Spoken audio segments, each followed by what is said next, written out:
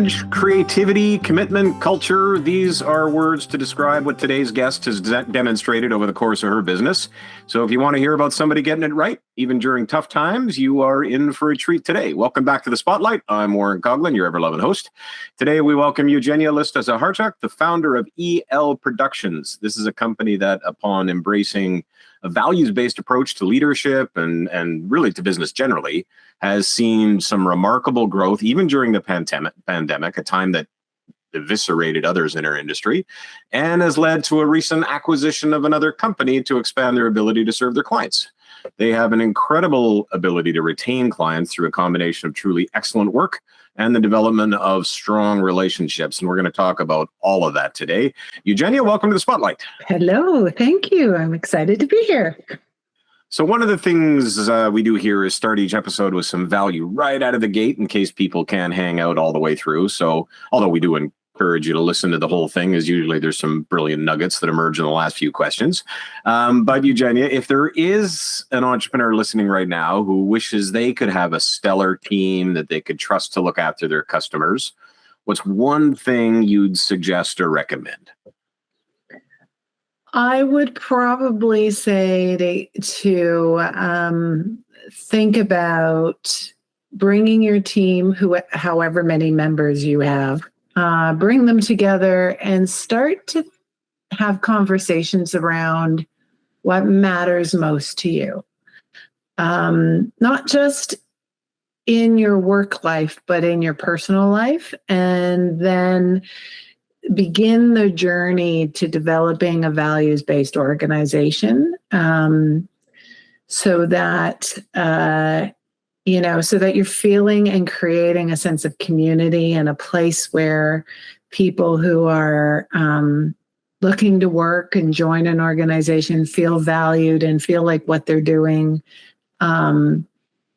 meets their personal and professional needs. So that would be it. Start to create a values-based organization. So we're going to dive more into that, but I'm just curious, when you said, have some conversations about what matters in their personal life as well to them. Mm-hmm. What would you say? I could hear somebody almost objecting, like, I can't ask my team about their personal lives. That could get me in trouble from an HR perspective, or, people don't want to share that stuff with their boss. How would you respond to that?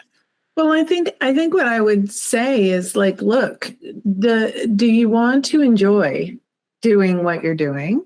And do you want to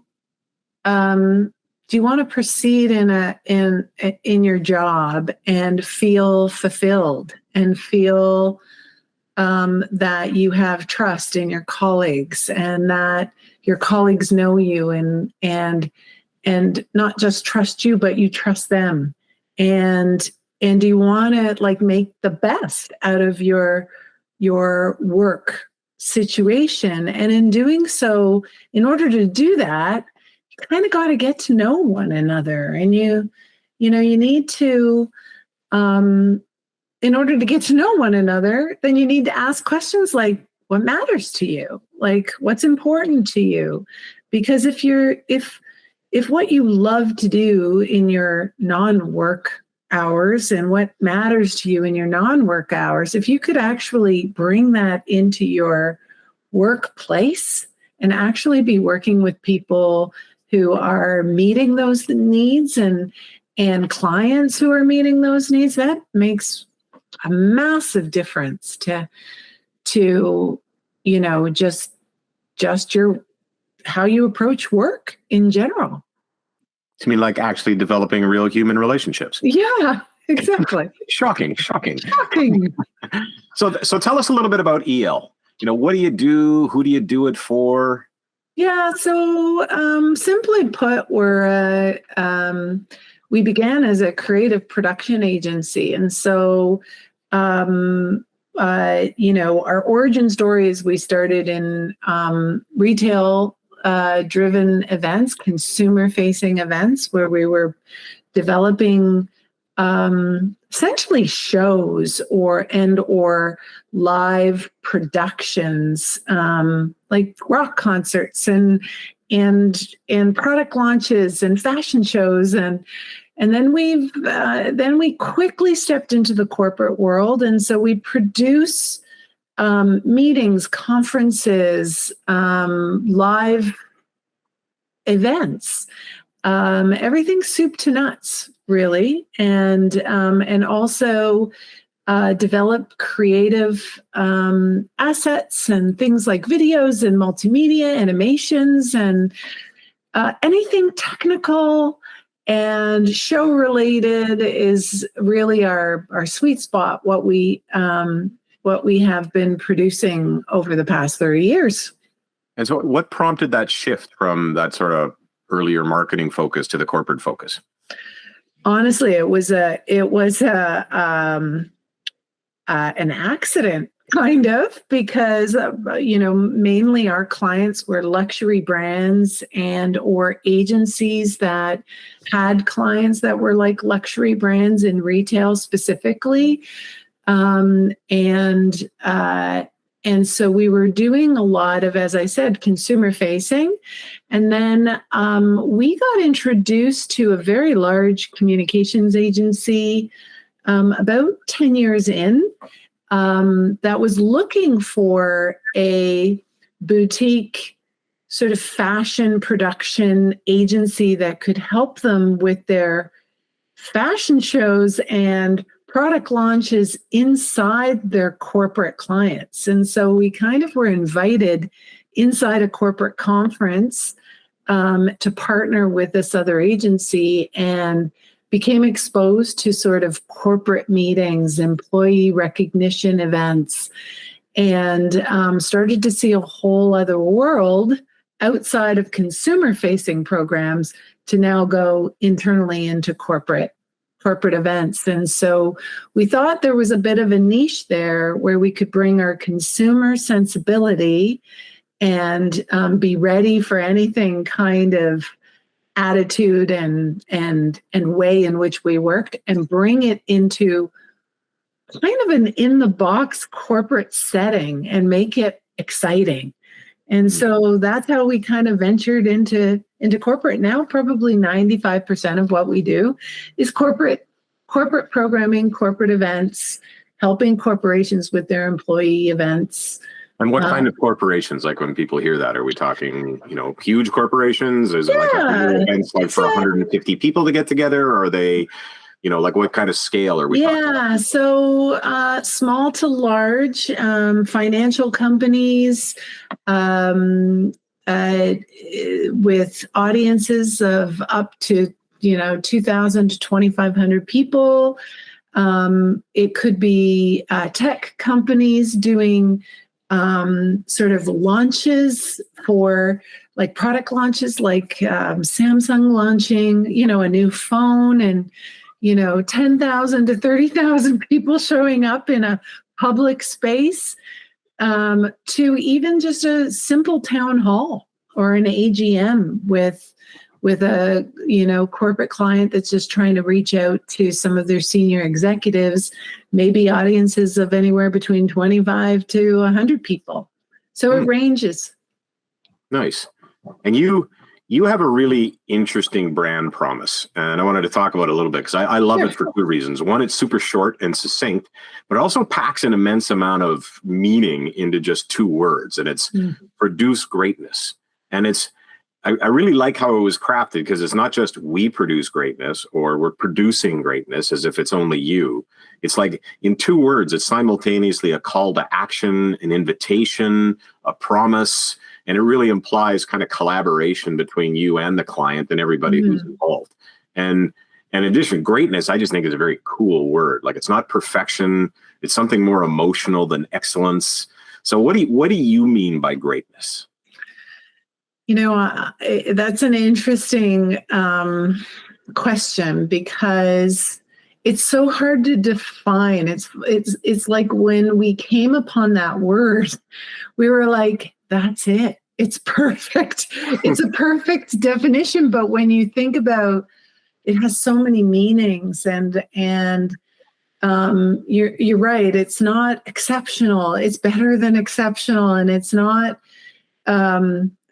It's like the level in which you want to feel and It's like when someone says, how are you feeling? And when you say, I feel great. Like great is better than good. It's better than okay. Fine. It's better than fine. It's almost a step up, like a Mhm. level up. And so, It's almost like something that fills you. Like excellent is almost like an objective checkbox kind of criteria. yeah. Great is like you immerse yourself in it or something. Yeah, and it's not just how you feel, it's how you make others feel. And Mhm. that's the idea of produce greatness. It's not just when we talk about it internally, it's more like, we're not producing greatness just for us so we feel great. Moreover, what we're doing is we want to produce greatness in our clients, like help our clients feel great, satisfied, confident, proud of what they're doing. Because in many cases, we're helping people inside organizations who are reporting to people who are above them. And they're looking to, there's a lot of eyes on our clients, and we want them to be great and feel confident in what they're doing. And sometimes they don't know anything about what we do, but we love to help them, help educate them, help by being subject matter experts, help them become subject matter experts in this world so that they feel confident. So it's kind of like confident but confidence to a level where you're feeling good and it just feels good inside. And the greatness too, like it seems if you're the way you described the corporate work that you're doing, I imagine like people spend a lot of money on these kind of events, so they don't want to just have a great event, but it's meant to achieve something in their organization. So is that like when I heard that produce greatness, it's like, wow, the event is great, but it must also produce greatness within the client's organization. Like that's the For outcome sure. that they want of the event, right? Yeah. I mean, prior to coming up with this tagline, we always said that, our role and our job is to connect, connect our audience with our presenter, our audience with the corporation, with the brand. Even when we first started 30 years ago, it was always about bringing a brand to life and letting the end audience, whether that's the consumer, whether that's the customer, whoever the audience is,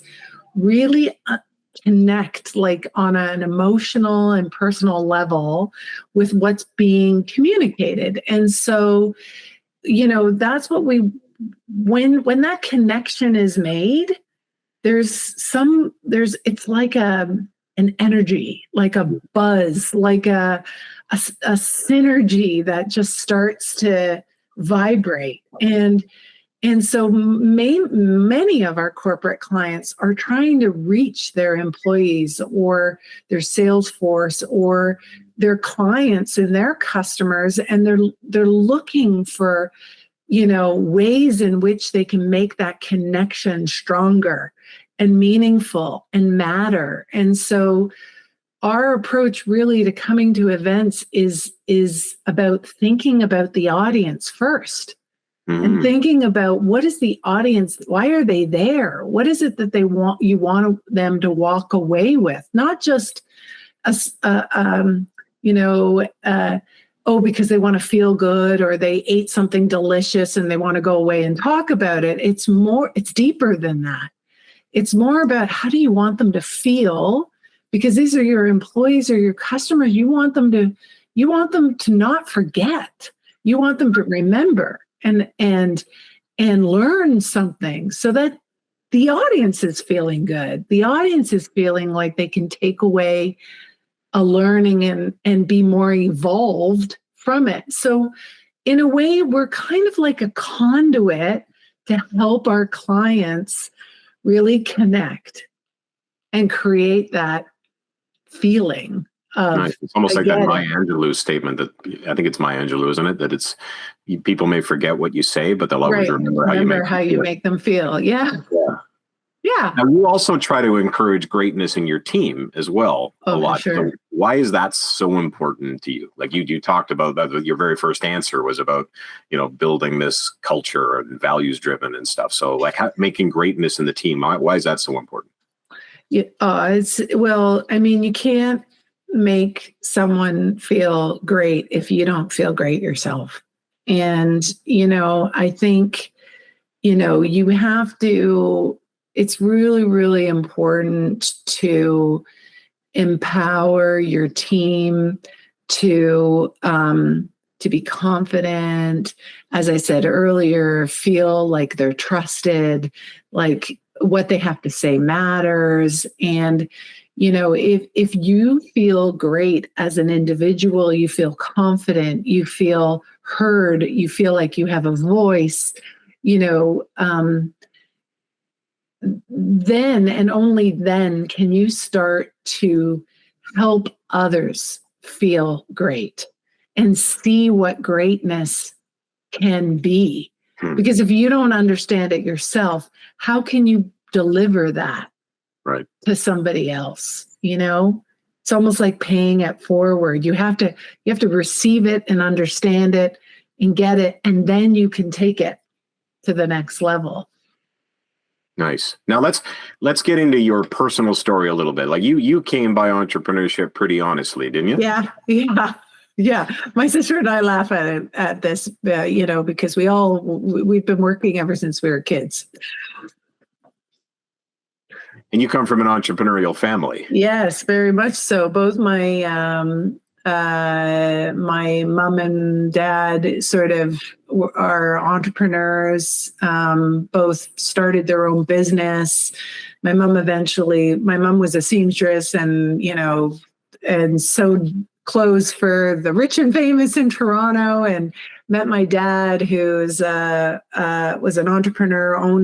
Basically came here from Italy, started working in a photography studio, and within 3 years purchased that studio, had my mom come over and start working with him in that studio and in that business. That business became our family business. We all grew up in photography. And then he sold that business to my brother, and then opened up a microbrewery at the age of 65, and up until the day Start the business at 65. yeah. Nice. And then up until the day he died, he was 91 and still working every single day of his life. Wow.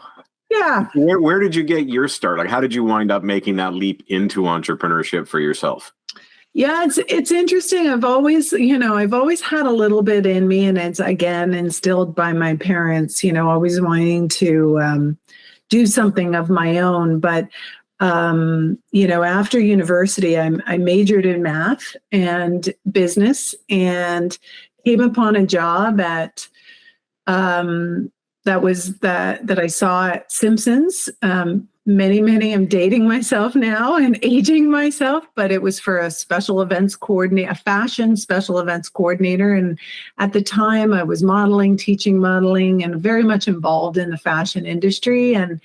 But I love this idea of working in fashion. And so I started working I landed the job, and worked there for about 3 years, and then had an opportunity. I always wanted to be a fashion director, fashion buyer, and I had the opportunity to actually move into the buying office. But HR came to me and said, in order to do that, you actually have to work on the selling floor for a couple of years. And I just said, nah, that's not really for me. And as it had turned out, I had made many really deep connections with a lot of vendors during my working time at Simpsons. And there were also a lot of freelancers and that we would hire to produce shows and produce videos and events. And I started to see, oh, hey, maybe this is something, maybe I need to put my, start to build my own shingles and give it a shot. So I took that opportunity to leave Simpsons and start my own company, and that's when EL Productions was started. And my first my first gig was actually an event that I created on my own. And I happened, as I said, I had made some really good connections with some luxury brands and vendors. And there was a woman's show, an international women's show that was happening in Toronto. And I thought, they need content and they need some stuff happening on their main stage. And so I went to them and I sold them an idea for a seminar series.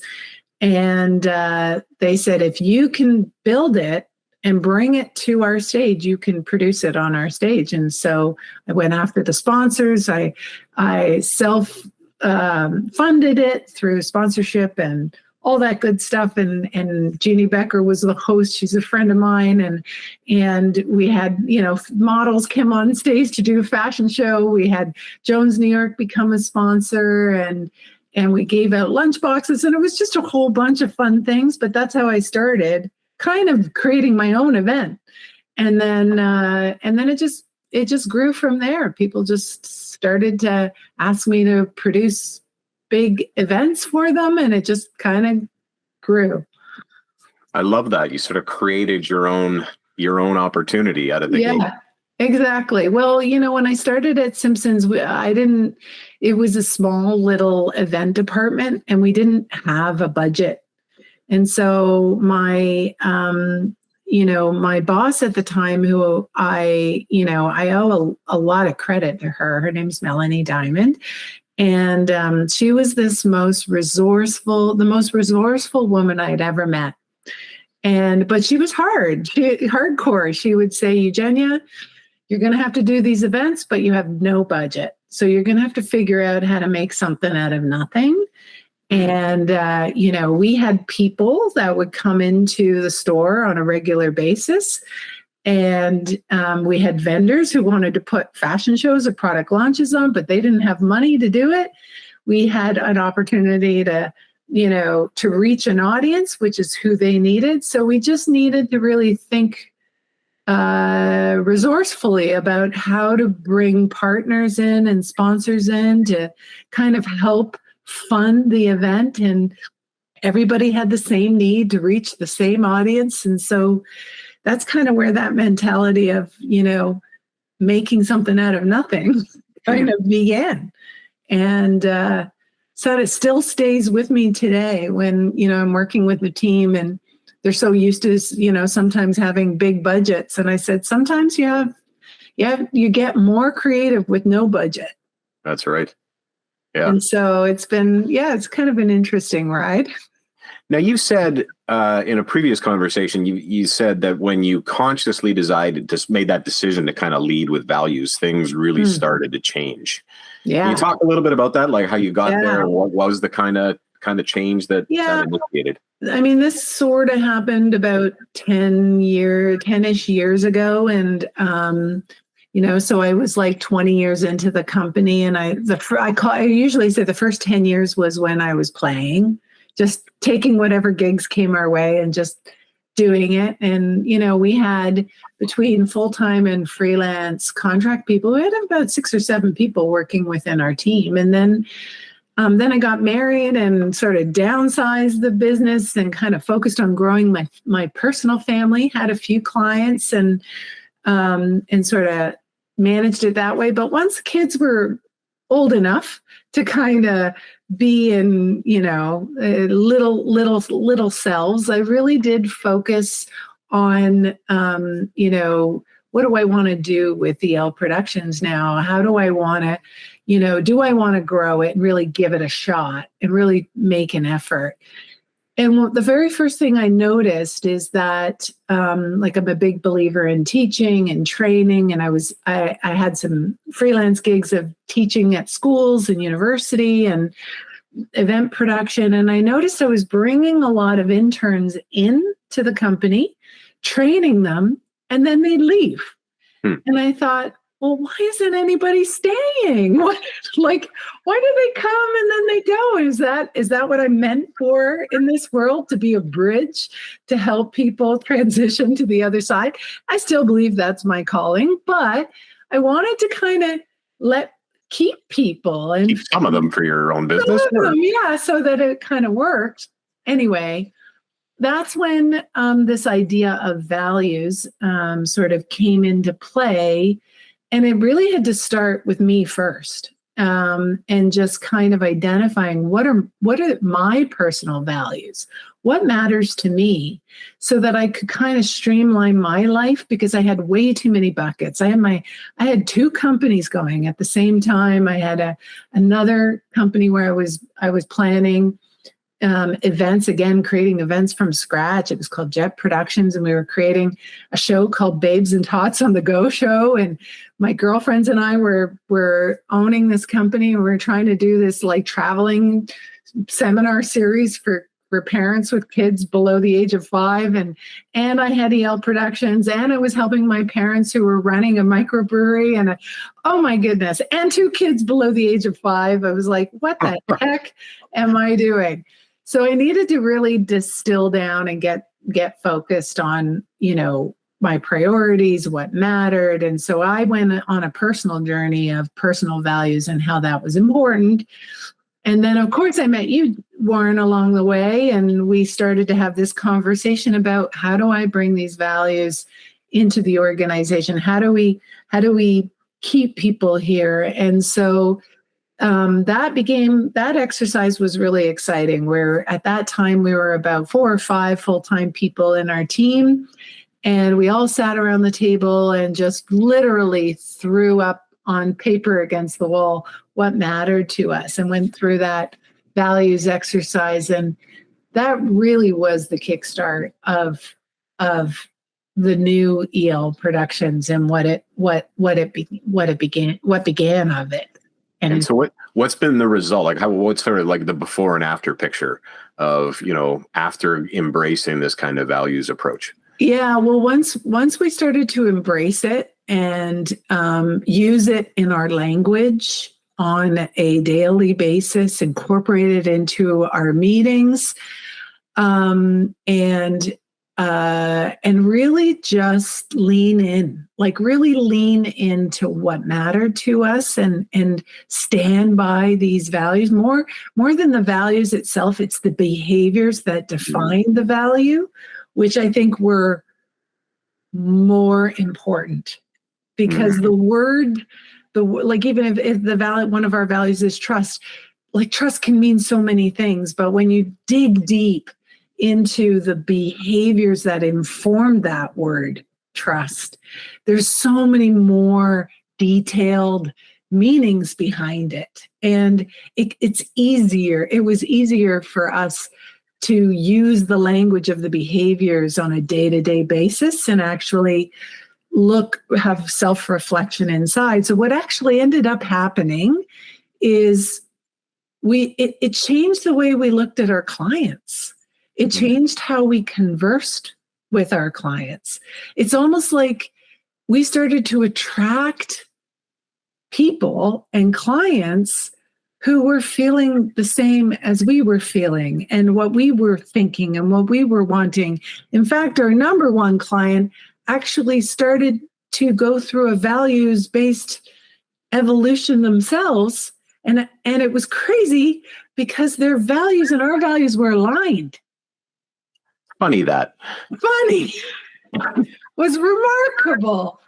And when that happens, it's magical, because you actually feel like you're one team, and you're all there for the same purpose, which is really cool. On that behaviors piece, there was another guest on the podcast who was lamenting a little bit, to be honest. Like they'd done a great job at articulating the values, but transitioning it to where people were grasping it and embracing it. That they were experiencing a little bit of resistance to it, or not understanding its value. So taking people who were like working with you before in a previous way, like was there anything specific that got them drinking the Kool-Aid? Or was it something they were just hungry for? No, you know what? I think they were apprehensive at the beginning. I think I would imagine a couple of them were like, what is going on? This is a little bit woo-woo here. Yeah. But I think that, I think because how we did it is so unique, because how we formed the values was just as simple as write down a sentence that matters to you. Like, I get to do what I do, for example, which became a behavior for fun, right? I get to do what I do. Not I have to do, I get to do what I do. Well, think about that one sentence. I get to do what I do. So we started to think about it. Someone had written that down as why they enjoy their life, right? Like things about their life that matter to them. When I get to do what I do, I love what I do. And so we put that down. We didn't know that that was going to be the behavior that speaks to fun, but we just wrote it down. And then we had others who had sort of the same sentence. And so if they were popular, we kept them. Mm-hmm. And so it was more about, then we took all those behaviors and grouped them into themes. And so that one really fell under fun, because when you get to do what you do, you love what you do, it's fun. Yeah. And so what happened was people started, when we started speaking through the language of the behaviors, so even in our performance reviews, we started to look at everybody on a 60, 90-day, year-long review, rather than looking at, did you do this? Check the box. It was more, let's have a conversation about the value of fun. How did you feel about this one sentence? I get to do what I do. Is that something that you feel some of the time, all of the time, most of the time? And we had really, really intense, lengthy conversations about each behavior. And as we started to think about that, it just seeps into your conversation and how you think. And it just starts to become part of the conversation. And so I think it was a slow evolution. It was hard for people to kind of get there, because at first they were just values on a wall.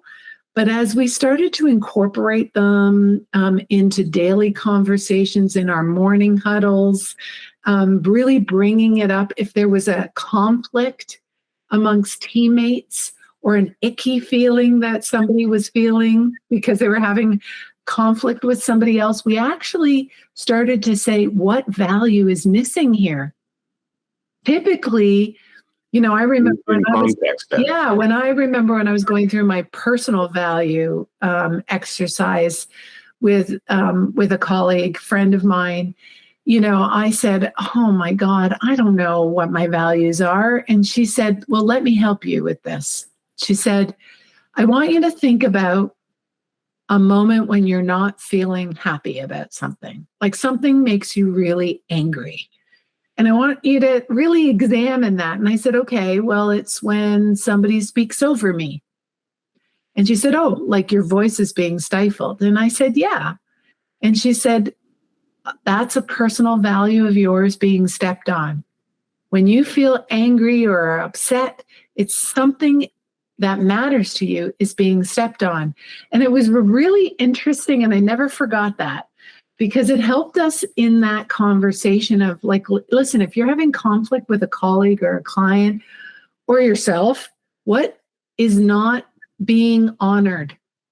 There's something that's not being honored, and let's examine that. We started to really have deep conversations about that. It ended up being a behavior, one of the behaviors. And then we started to realize the real power behind it. That's amazing. Yeah. Now, one of the things that really impressed me with the company was how you handled the pandemic. And I know people are kind of sick of COVID talk, but this is more about how a leader in an organization deals with a crisis. And the first piece to note for everyone is how prior effective cash management, in real business terms, gave you room to make better choices. And then, what the proactive choices were to use that period. Yeah. So you talk a little bit like first, how important was that cash management to give you that freedom? And then, yeah. and then what actually happened when the pandemic hit? Because you made some really courageous choices in there that had some big impacts on the business. Yeah, I mean, I'm grateful to you because you had pointed me in the direction of Keith Cunningham, who I believe is like, he's just amazing. But I always remembered something he said, which is cash is king, but also, you got to get close to your numbers. You really need to, get close to your numbers. And I'm telling you, I'm not, this isn't a proud moment that I'm saying here, but my first 10, 15 years, every time I came to year end with my accountant, I was walking in like this with my eyes closed, how did we do? And surprisingly, well, each time, never was I, and that's coming from a math major, somebody who's pretty close to the numbers and loves numbers. I love numbers. And so when we started talking about, developing a cash flow management system so that you're tracking your money in, your money out, and really looking at that on a daily basis. It wasn't daily at first. When the pandemic hit, it became a daily basis. But prior to that, just having weekly meetings with our accounting coordinator to an accountant to kind of look at our cash flow, understand our payables and our receivables, and really managing it a little bit like, well, it's kind of like how we produce, a little bit like you're like a conductor in an orchestra. It's a little bit like managing the music flow, really, and ensuring that you never dip below, making sure you have a good line of credit just in case, and just managing it all. That was having those tools before the pandemic were really incredible. It was part of what saved us. Once the pandemic hit, that became like that cash flow was open on my computer all day, every day. It was something I was watching every hour on the hour and reviewing with my accounting team daily. Sure, for us, when we knew that we had to send everybody home on March 15th or whenever that was, the very first thing that we had decided as a team was, first, let's make sure we maintain connection. So we went onto Teams right away. Teams became our savior. We put in meeting touch points every morning so everyone felt connected. But the very first thing we did is say, how are we going to survive this pandemic? And really, we had luckily had already danced in the virtual broadcast world for clients 10 years before that. And we're producing broadcast television for some of our corporate clients it was a solution to a problem that the client had challenged to us, which is, I don't want to tour on a road show anymore. I want to stay put. It's too time consuming for me. So how do I do that? Or I have a launch to 20,000 people across the globe, but I can't afford to bring everybody together in one spot. How do we do that? And so we had brought broadcasting television to these clients 10 years before the pandemic. And so when the pandemic hit, we just leaned in on what we already knew, which is creating event television. And that became, and because we're producers at heart and technically savvy at heart, we decided to focus on that and back that horse essentially as the solution and the savior to how we're going to get through. God knows how long this pandemic is going to go, but this is how people can still communicate. And so one of our clients was desperate to not cancel their corporate event that ended up being Mary Kay Cosmetics. and they needed to do their conference, and they needed a solution. And with our logistics partner and event partner, we came together and helped drive the solution of doing a broadcast event. And so we started that became our first event in July of 2020. And through that started to build case studies and started to educate, because we knew that our industry was one that was suffering, but we needed to teach, because we realized that there was no way we could do it all.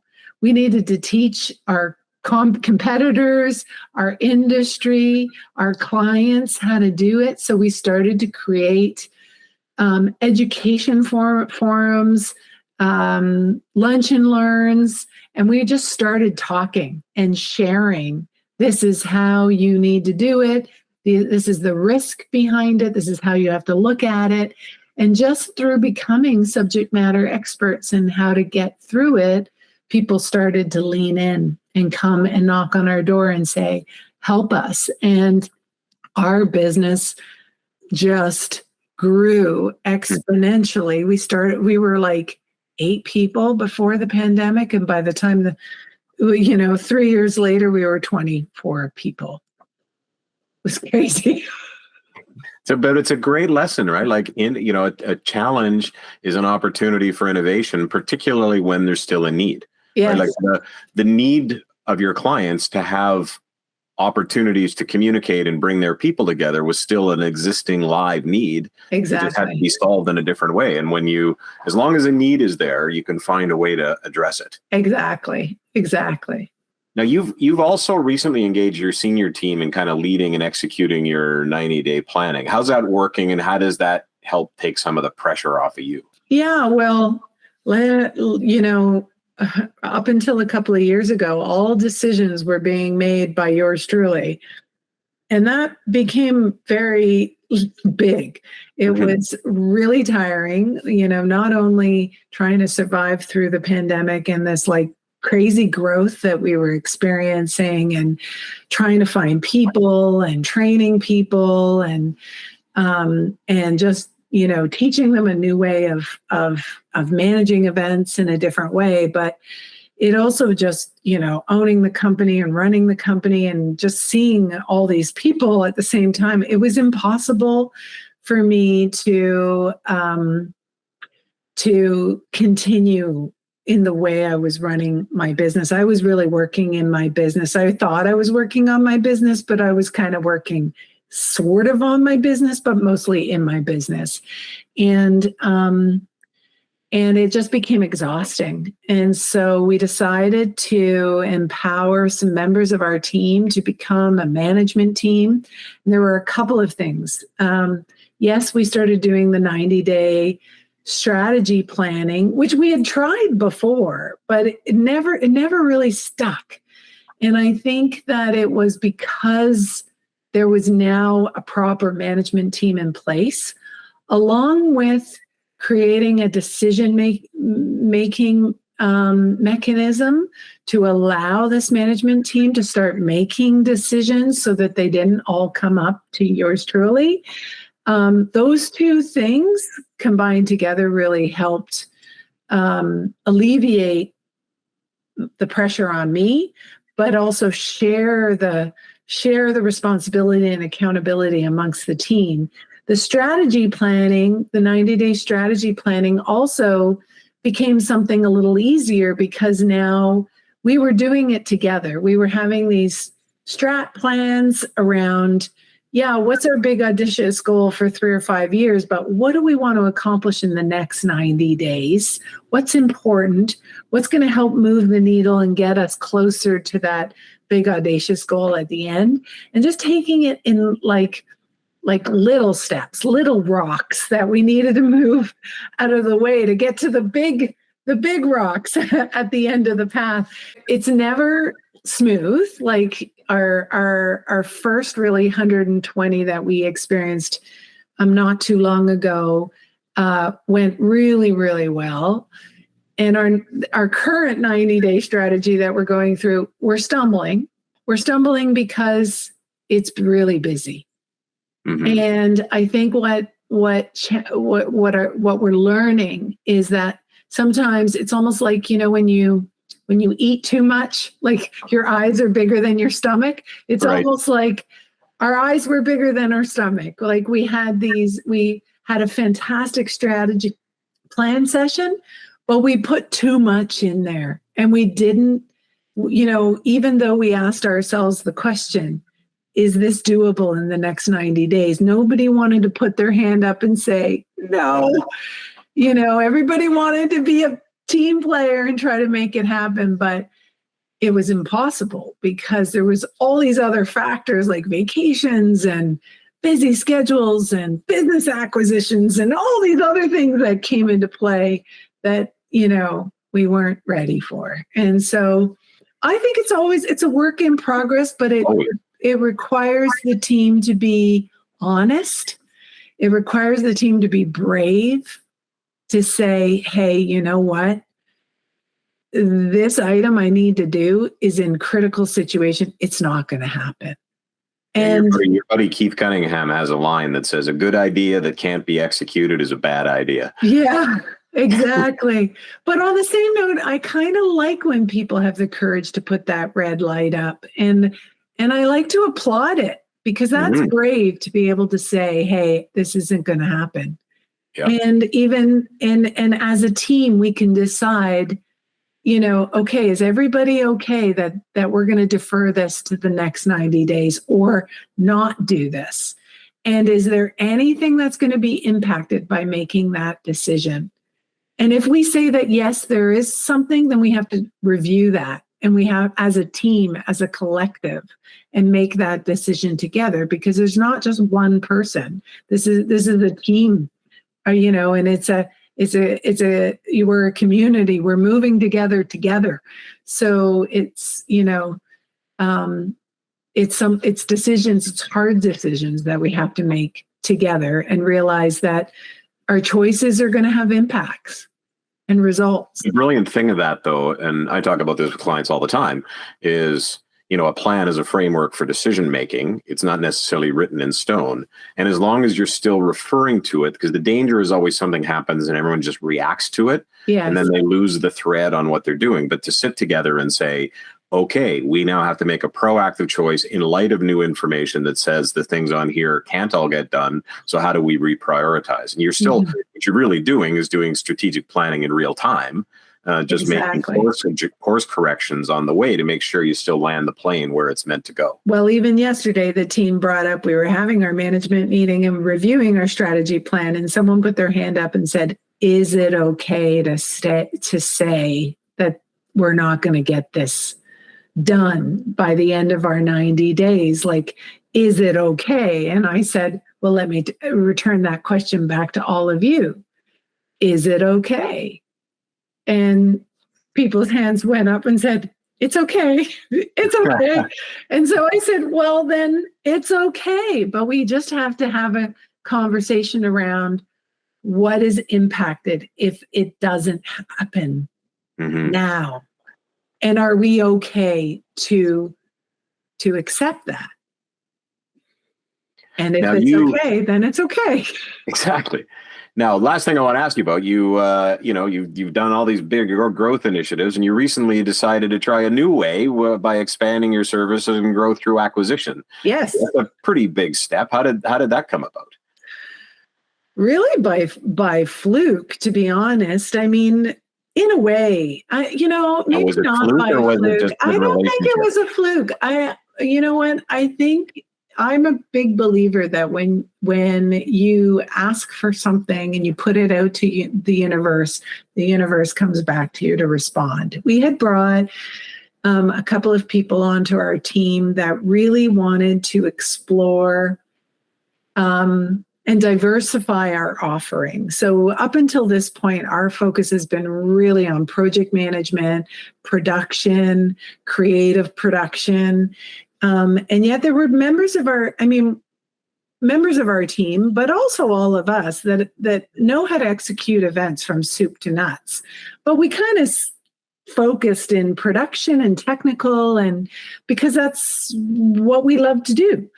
But we started to bring some members on our team that really love the hospitality, conference services, travel, incentives, reward and recognition pieces of the event industry, which we do and have done with some of our clients, but not as much as what we do in the production world. In fact, we actually leverage some of our logistic partners, hospitality partners conference. And we like that. We like to partner with the best of the best. But we had some people on our team that really wanted to develop that with some of our own clients. And so it was interesting because sometimes our clients push us into partnerships.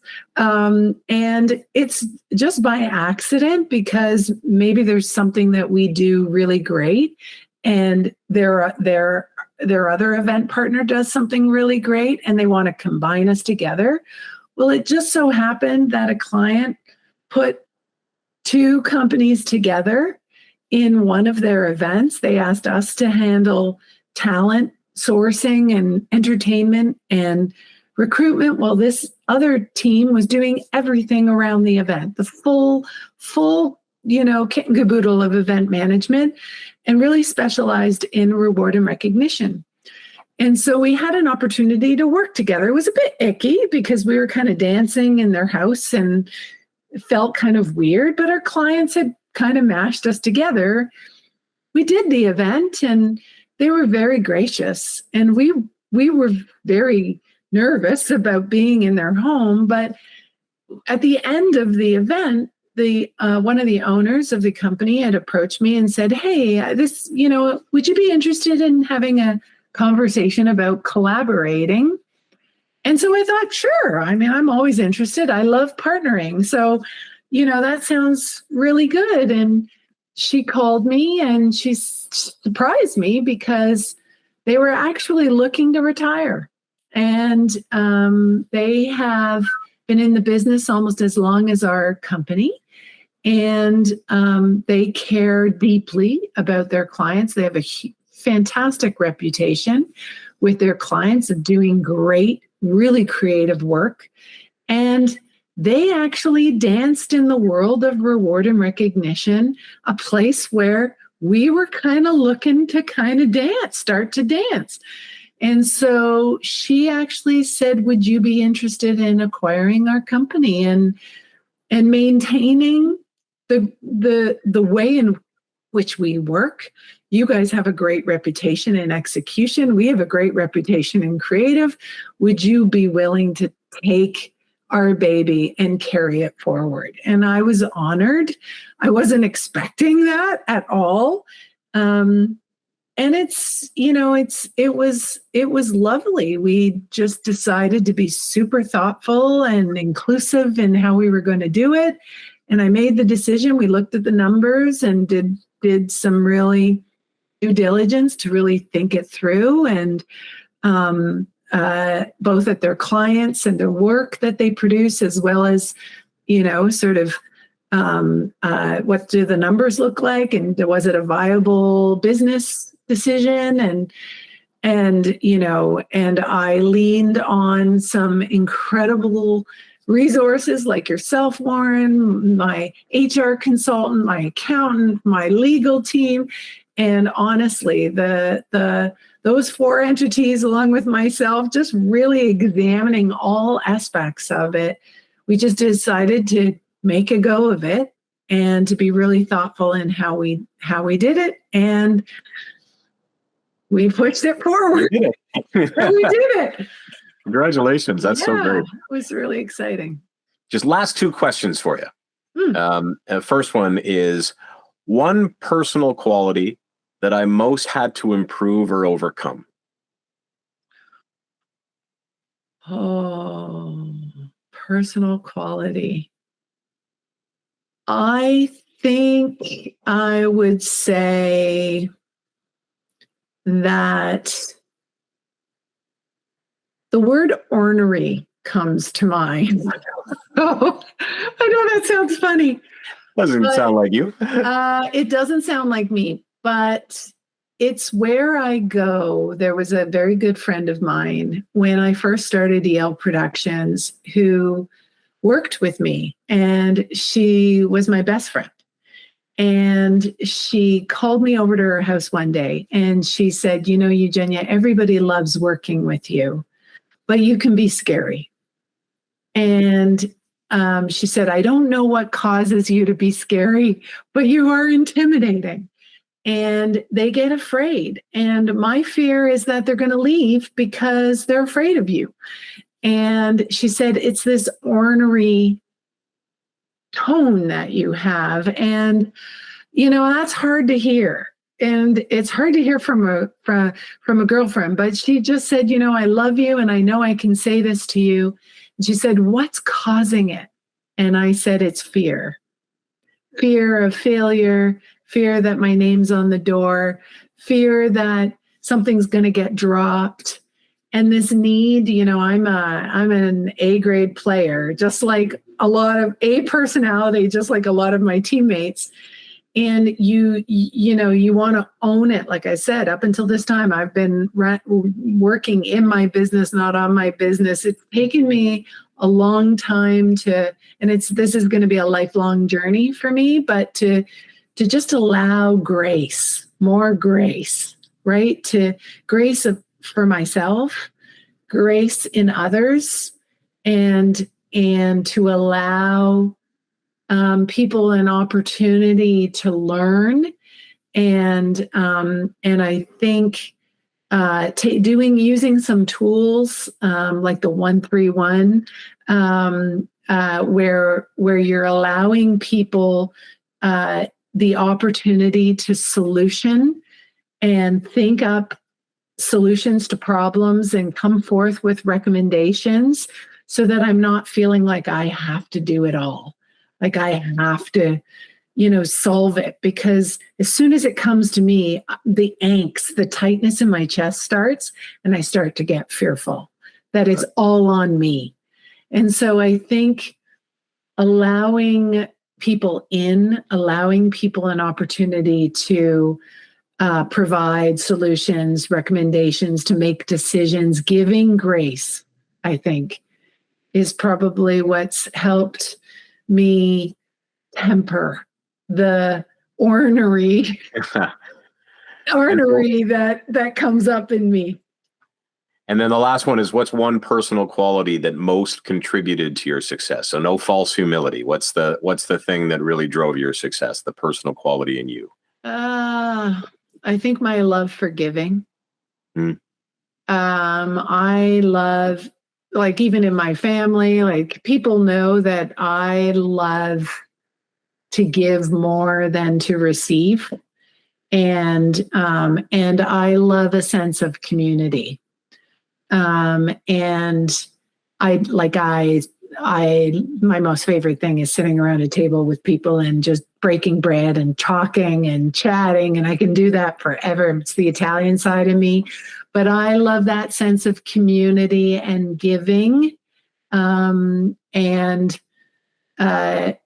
allowing, you know, people to receive and give, and just creating that reciprocal feeling. I think that